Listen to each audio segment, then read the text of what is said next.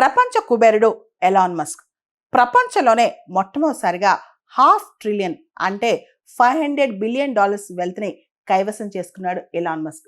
ఆయన సంపద ఇలానే కొనసాగితే, ఆయన పరంపర ఇలానే కొనసాగితే 2033 కల్లా ఆయన ప్రపంచంలోనే మొట్టమొదటి ట్రిలియనేర్ అవుతున్నారంట. ఎలాన్ మస్క్ ఫోర్బ్స్ బిలియనీర్స్ లిస్ట్లో టాప్లో ఉన్నారు.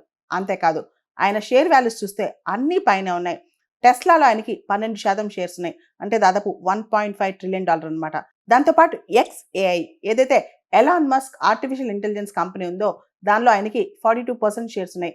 అది కూడా రీసెంట్గా స్పేస్ ఎక్స్లో ఎలాన్ మస్క్ మెర్జ్ చేశారనమాట.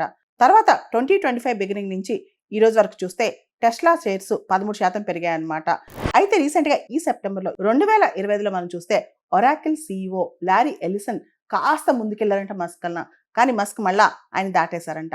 ఒరాకిల్ CEO లారీ ఎలిసన్ కొంతకాలం పాటు, కొద్ది రోజుల పాటు ఎలాన్ మస్క్ కన్నా ముందున్నారంట. అయితే ఇప్పుడు బ్లూంబర్గ్స్ బిలియనీర్స్ ఇండెక్స్లో ఎలాన్ మస్కే టాప్ అనమాట. ప్రపంచంలోనే ఆయన టాప్.